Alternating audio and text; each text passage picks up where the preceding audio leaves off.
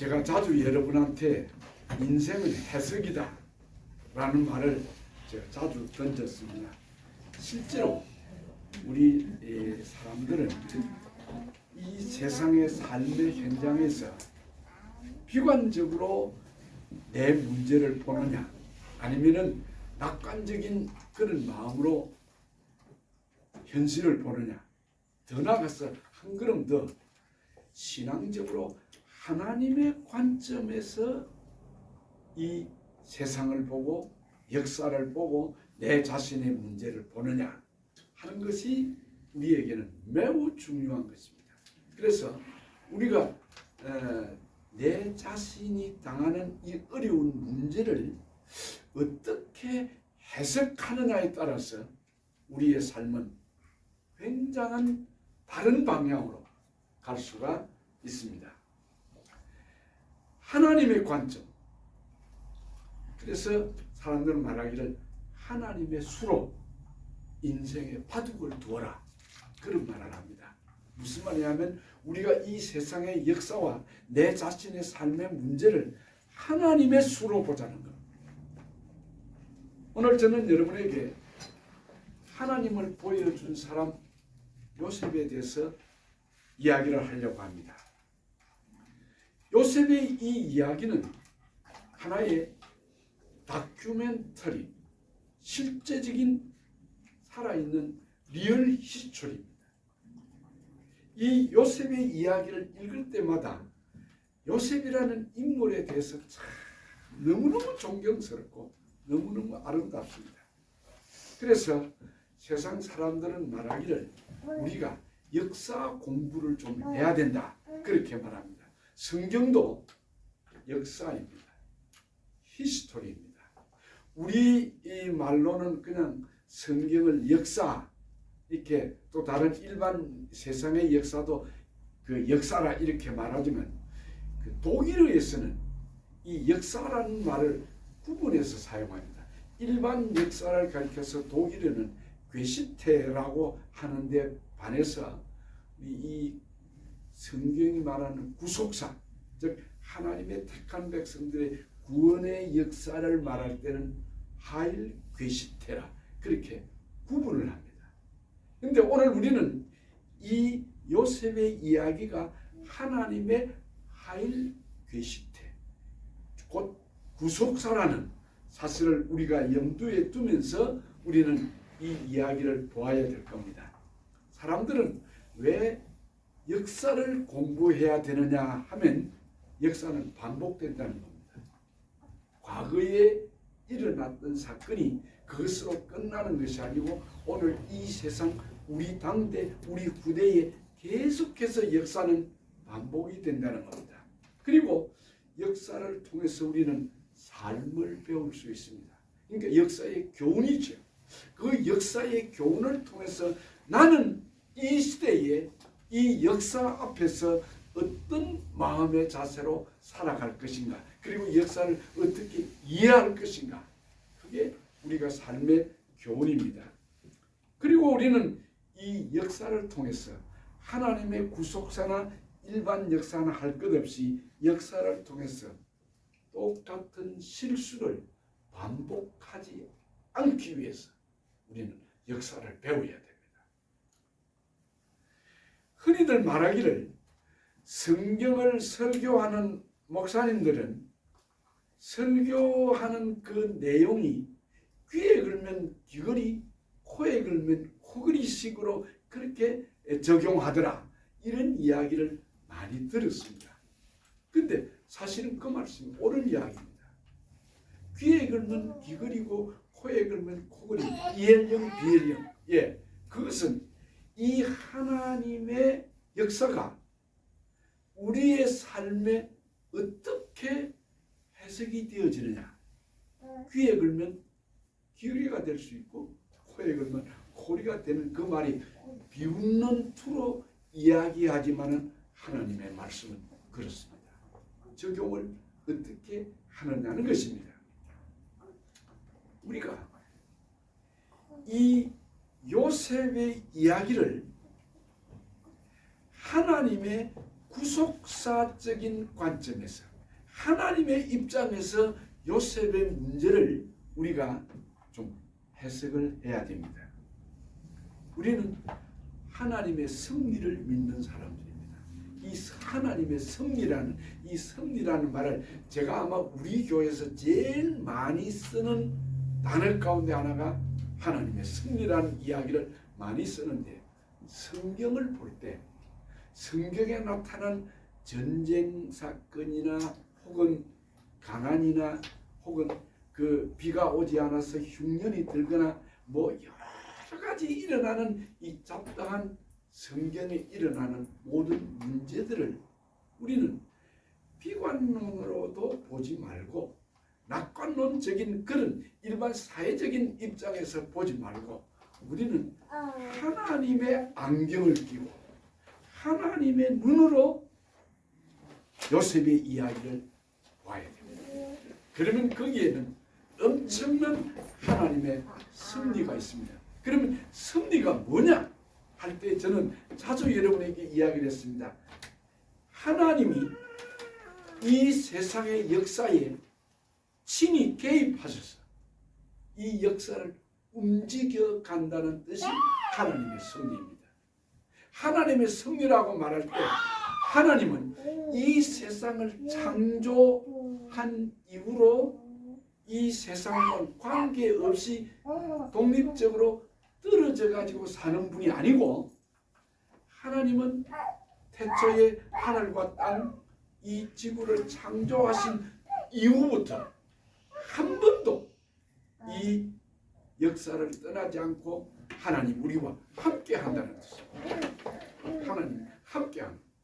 그래서 그것을 가리켜서 우리는 하나님의 주권이라 그렇게 말을 하죠. 이 세상의 역사에 하나님이 친히 다스리시고 통치하신다는 그 말 속에는 하나님은 한 개인의 이야기나 민족이나 국가의 공동체의 이야기들, 그 역사 가운데는 반드시 하나님의 목적이 있다, 하나님의 뜻이 있다, 하나님의 계획이 있다. 이것을 믿는 것이 섭리 신앙입니다. 하나님은 절대로 우연이 없고 하나님은 실수를 하지 않는 전능하신 하나님이십니다.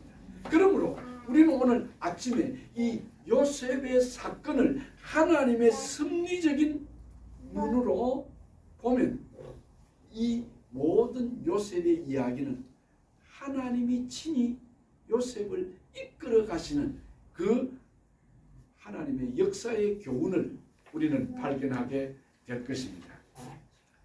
우리 성도들이 바울은 데살로니가전서 5장에 항상 기뻐하라, 쉬지 말고 기도하라, 범사에 감사하라.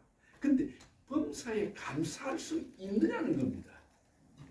여러분 오늘 아침에 이 설교를 들으시면서 이 요셉이 혹은 나의 삶의 현장에서 정말 감사할 수 있는가 하는 것입니다.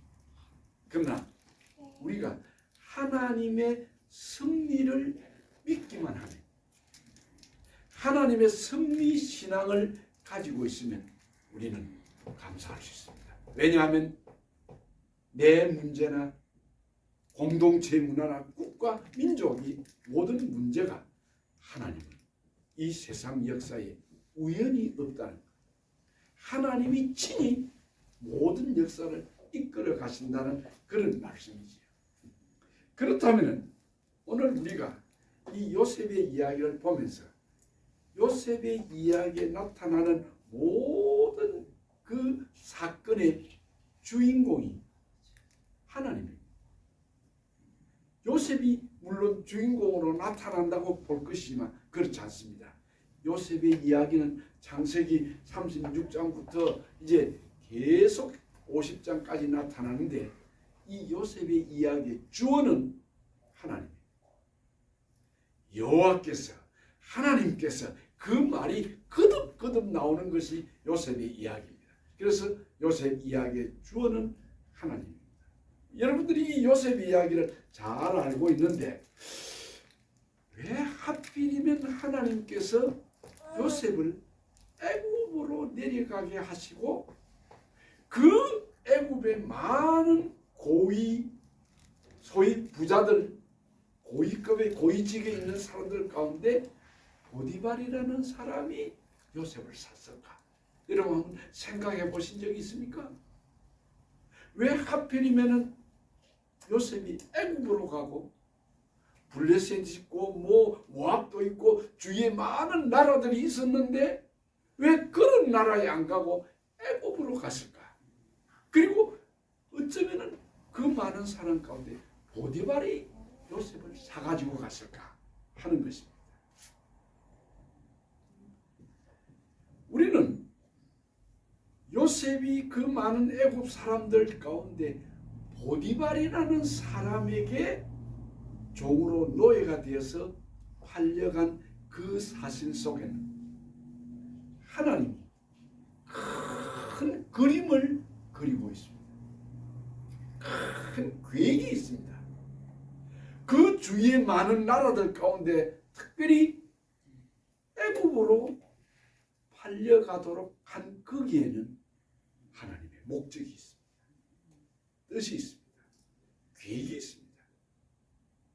여러분, 여러분들의 개인적인 문제, 가정의 문제, 자녀들의 문제, 나에게 당하는 시련의 모든 문제들이 왜 하필이면 하나님께서 이렇게도 가혹하게 하는가라고 생각하기 이전에 왜 하나님께서 하필이면 나에게 이런 문제를 주셨을까? 여기에는 하나님의 깊은 뜻이 있을 뿐만 아니라 하나님이 큰 그림을 그리고 있습니다. 그러므로 여러분, 이 하나님의 섭리적인 신앙을 가지기만 하면 절대로 낙심하지 않습니다. 우리는 이 요셉을 보면서 요셉을 애굽으로 보디발의 손에 넘기신 거기에는 하나님의 섭리가 있습니다. 하나님의 뜻이 있습니다. 계획이 있습니다. 목적이 있습니다. 여러분, 그 보디발은 보통 사람이 아닙니다.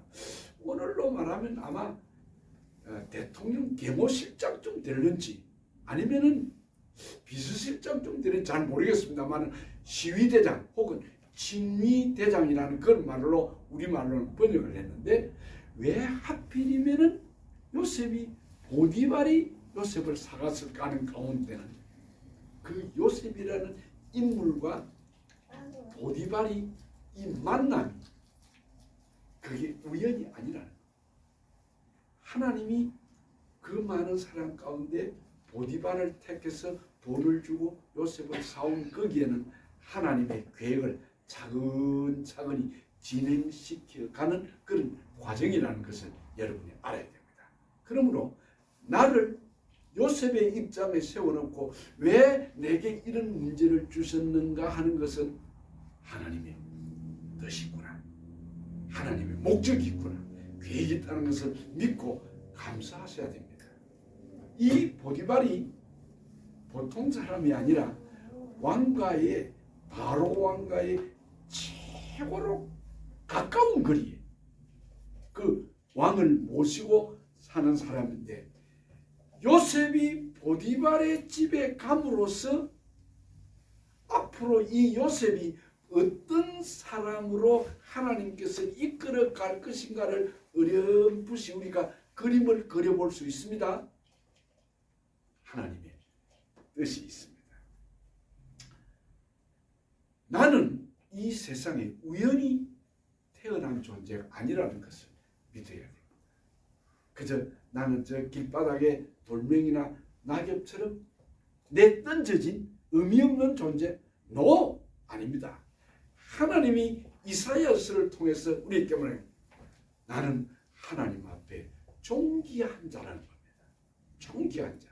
하나님이 계획과 뜻이 있기 때문입니다.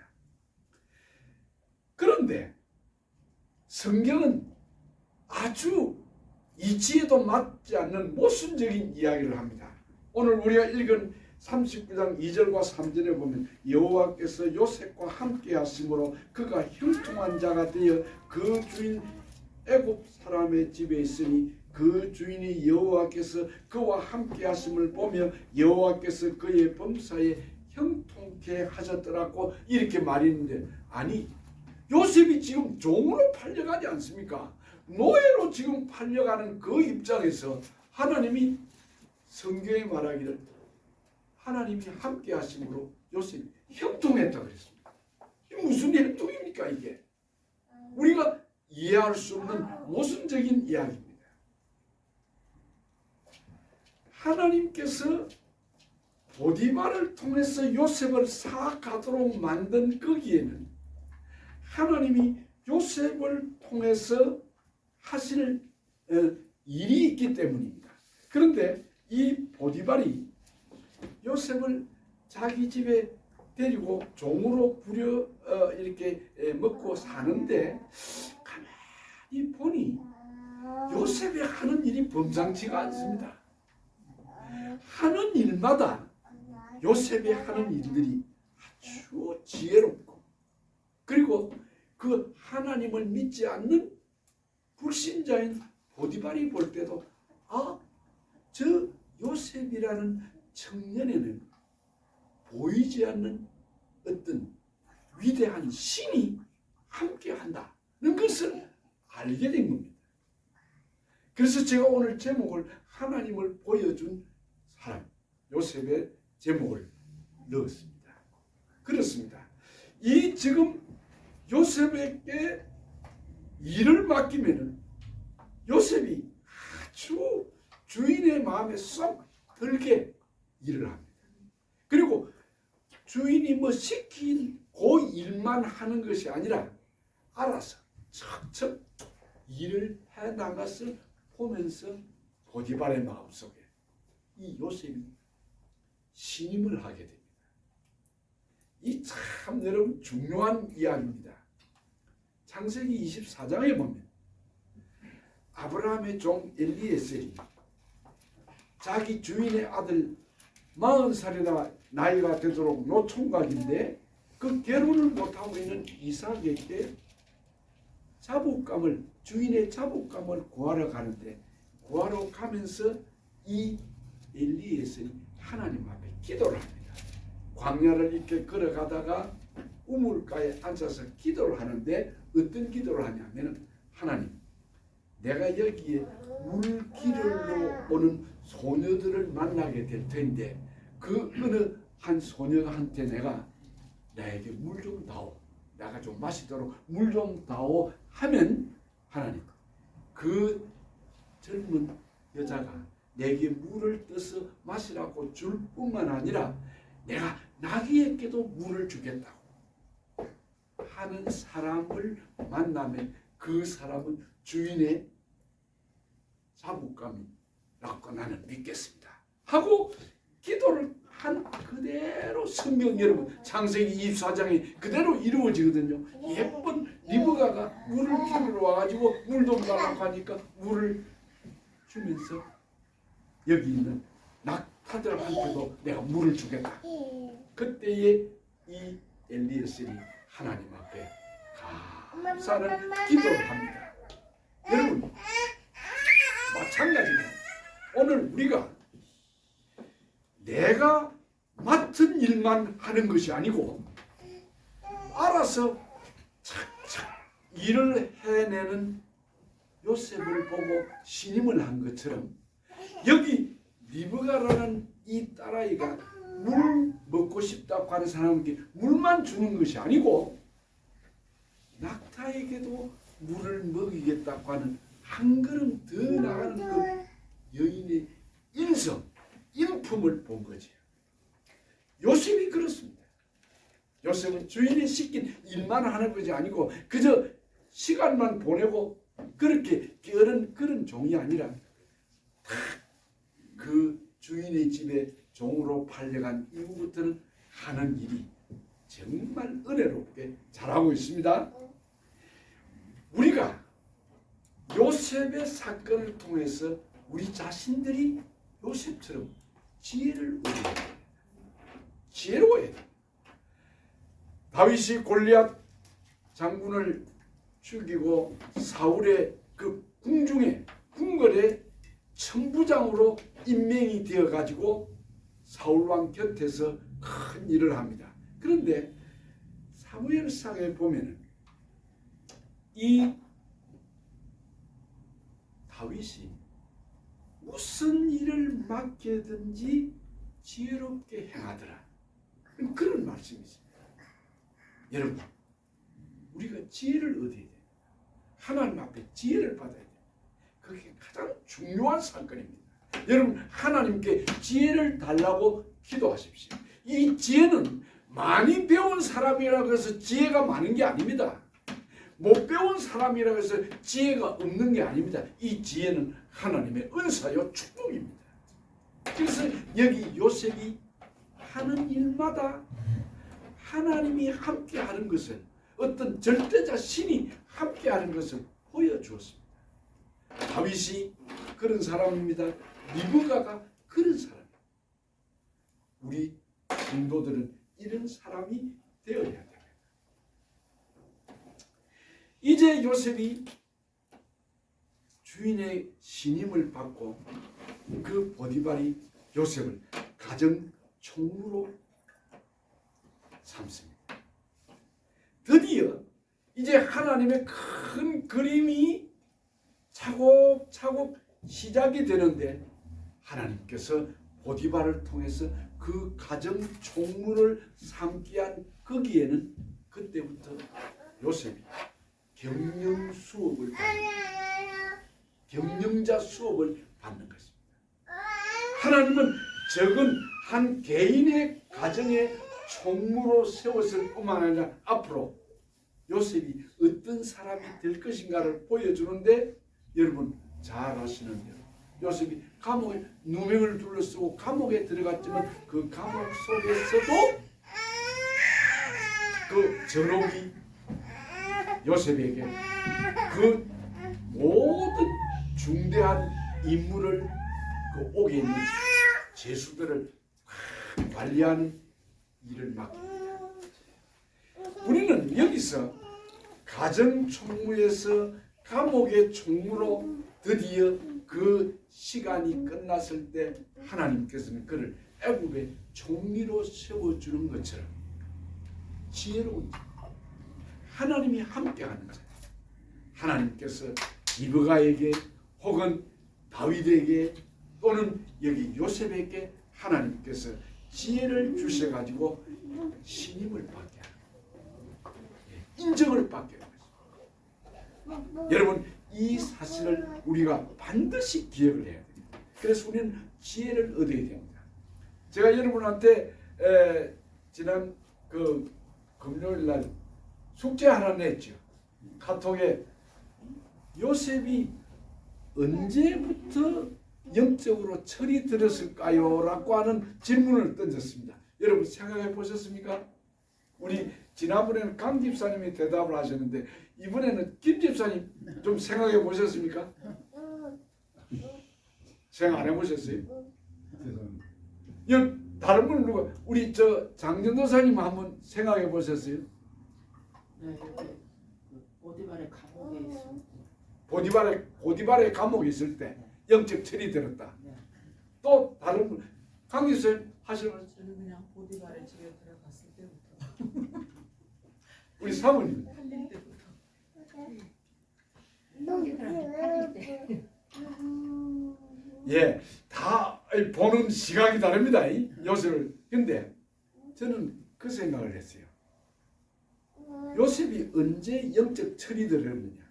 그 아버지 사랑 독차지하고 그저 고운 옷 입고 집에서는 다른 형제들에 비해서 아버지 사랑을 받고 교만하고 형제들끼리 허물이 있으면 그걸 덮어주는 게 아니고 그것은 아버지한테 가서 고자질하는 그런 사람이고, 자기가 꿈을 꾸었다고 형들 앞에 가서 지금 어깨를 으쓱거리면서 이야기하던 이 요셉, 교만하고 자기 주의 입장만 주장하던 사람이 언제 털이 들었을까?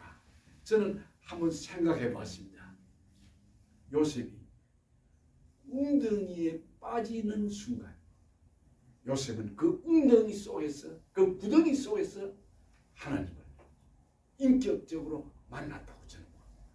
여러분, 그가 그 웅덩이에 빠짐을 당해가지고 살려달라고 애글복걸하고 울면서 소리쳤는데도 형들은 요셉이 가지고 온 그 맛있는 음식을 먹으면서 들은 채도 안 하고, 이 요셉은 그 속에서, 구덩이 속에서 얼마나 무서웠을까요? 얼마나 힘이 들었을까요? 얼마나 하나님 앞에 기도했겠습니까? 그때 요셉은 지난날의 모든 것을 내려놓고 하나님 앞에, 하나님만이 내 인생의 주인이다. 아버지 사랑도 많이 받은 아버지도 아니고 어머니도 아니고, 더구나 형들을 나를 건질 사람도 아니고 구해줄 사람도 아닌데, 하나님만이 내 이 어려운 문제에서 건져줄 수 있는 사람이다 라고 그때 요셉이 철이 들지 않았을까, 저는 그렇게 생각합니다. 뿐만 아니라 요셉이 그 구덩이 속에서 형들도 아버지도 어머니도 나를 구해줄 사람이 아니고 오직 하나님밖에 없다는 것을 깨닫는 순간에 미디안 상인들한테 구덩이에서 끄집어내가지고 파는 그런 일이 일어난 것이라고 저는 보았습니다. 여러분, 오늘 모든 우리 그리스도인들은 이 기가 막힌 웅덩이에 한번 빠져봐야 됩니다. 여러분, 고난을 한번 겪어봐야 돼요. 돈이 아니구나, 사람이 아니구나, 하나님만이 이 문제를 해결할 수 있고 하나님만이 나를 끌어갈 수 있는 분이라는 것을 우리가 고난을 통해서 배우는 것입니다. 이렇게 요셉이 그 구덩이 속에서 하나님을 만나고 하나님의 도움을 받아서 이제 애굽으로 종으로 팔려가는 그 삶 속에서도 성경에 보면 요셉이 한 번도 원망을 했다, 불평을 했다, 억울한 누명을 둘러쓰고 감옥에 들어가지만은 요셉은 절대로 하나님을 원망하지 않았습니다. 부정적인 이야기가 한 번도 없습니다. 그 생각을 하면서 언제 이 요셉이 철이 들었을까라고 생각했을 때 저는 구덩이에 빠졌습니다. 여러분이 당하는 어려운 문제, 고난들, 그거를 고난이라고 생각하지 마시기 바랍니다. 어려운 일을 당할 때 그 어려운 일은 하나님이 뜻이 있다, 계획이 있다, 하나님의 목적이 있다는 것을 여러분 알아야 됩니다. 절대로 그 어려운 시련이, 어려운 문제가 나를 멸망케 되는 것이 아닙니다. 민수기에 보면은 모압 왕 발락이 발람 선지자를 이제 고용을 해가지고 돈을 많이 주어가지고 저 이스라엘을 좀 저주해다오 라고 부탁했을 때 하나님이 발람 선지자에게 한 말이 있습니다. 하나님이 발람에게 무슨 말을 했냐면, 그 백성은, 즉 이스라엘 백성은 복을 받은 백성이다. 너는 절대로 그 백성들을 저주하지 말고 축복해 주라. 내가 내 입에 넣어주는 말만 해라 라고 말합니다. 여러분, 이스라엘 백성은 복받은 민족입니다. 그 말은 오늘 우리가 영적 이스라엘, 영적 야곱의 자손, 영적 이 아브라함의 자손인 우리 성도들은 하나님의 복을 받은 백성들. 절대로 우리가 고난을 당해도, 구덩이에 빠져도, 어떤 어려운 시련을 당해도 하나님은 우리를 버리지 않습니다. 오늘 우리 찬양한 그 찬양 속에 온 세상 날 버려도 주 예수를 안 버려요. 그렇습니다. 왜 그러냐? 우리는 복을 받은 사람들이기 때문에. 그래서 그 발락이 돈을 많이 발람 왕으로부터 받고 모압을 위해서 이스라엘 백성을 저주하려고 산에 올라섰지만은 하나님이 발람의 선지자의 입에 이스라엘 백성들을 축복하는 말만 하도록 합니다. 그렇습니다. 사랑하는 성도 여러분, 절대로 낙심하지 마십시오. 어려운 일을 만날 때 그 어려운 일은 하나님께서 이 일을 통해서 마침내 내게 복을 주기 위함이었다는 그 말을 기억하십시오. 그러면 여러분은 절대로 낙심할 수 없고 희망과 그리고 소망을 가지고 감사할 수 있을 것입니다. 우리가 이 요셉의 이야기를 보면 요셉이 정말 낙심하고 좌절하고 하나님을 향하여 원망 불평도 할 법한데 한마디도 그런 말이 없어요. 요셉의 이야기에서. 왜 그러냐? 그는 하나님을 믿었기 때문에. 그 절망적인 부정이 속에 빠졌을 때에 하나님을 만났기 때문에. 아니, 하나님이 요셉을 만져주셨기 때문에. 여러분, 우리는 복을 받은 백성들입니다. 절대로 우리는 그리스도의 사랑에서 끊을 자가 없습니다. 그러므로 요셉을 세워서 그 종으로 팔려가고 누명을 둘러쓰고 감옥에 들어가는 그런 일이 있었지만 때가 되니까 하나님께서 그를 높여주시는데 애국의 총리가 그 당시 애국은 오늘의 미국과 같은 나라입니다. 그런 나라의 총리가 되도록 합니다. 그가 노예로 팔려와서 보디발 집의 가정 총무가 되더니만은 그 나라의 그 왕들의 제수들 즉 정치범들을 가두는 그 감옥의 또한 총무가 됩니다. 그리고 한 나라의 총리가 됩니다. 한 나라의 위대한 하나님의 종이 되는 역사가 있었습니다. 여러분, 절대로 우리의 삶은 우연이 아닙니다.